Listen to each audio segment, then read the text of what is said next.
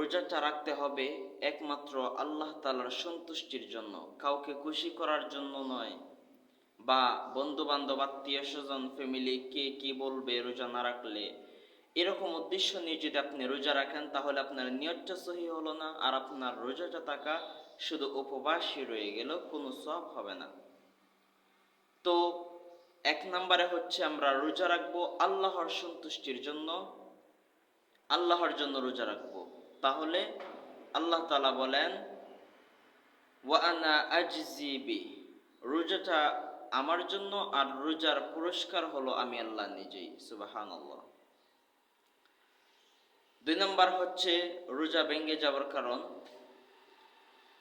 আপনি কারো প্রতি খারাপ ধারণা করলেন যে ওই ব্যক্তিটা ওই কাজ করতেছে, হ্যাঁ সে কি করে আমি তো জানি, বা সে অমুক জায়গায় গেছে কি উদ্দেশ্যে গেছে, আসলে সেই লোকটা বেশি ভালো না, বা এই কাজটা করতেছে সে তো তেমন ভালো না, রোজা রাখলেই হবে কি, এরকম বিভিন্নভাবে কারো প্রতি খারাপ ধারণা করলে আপনার রোজাটা ভেঙে যাবে, আপনার রোজার কোনো সওয়াব হবে না। শুধু সারাটা দিন উপবাসে থাকলেন, কোনো সওয়াব হবে না। এই জন্য আপনি কি করবেন, রোজাটা আপনার সহি করতে গেলে, আপনার রোজার সওয়াব যদি আপনি পেতে চান, তাহলে কারো প্রতি খারাপ ধারণা অন্তত করবেন না।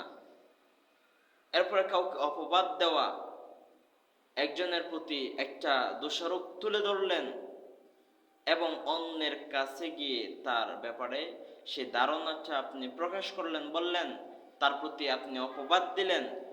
যে কোনো বিষয় যদি কারো প্রতি আপনি অপবাদ দেন, তাহলে আপনার রোজা শুধু রোজাই রয়ে গেল, শুধু উপবাসই রয়ে গেল, কোনো সওয়াব হবে না, রোজাটা হবে না।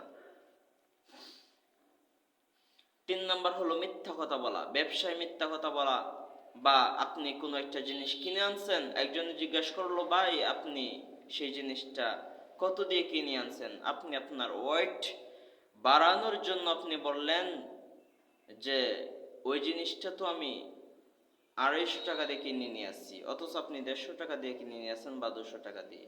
আপনার ওয়েট বাড়ানোর জন্য আপনি যে দামটা বাড়িয়ে বললেন, আপনার একটা মিথ্যা হয়ে গেল, আর একটা মিথ্যা কথা বলার কারণে আপনার রোজাটা ভেঙে গেল।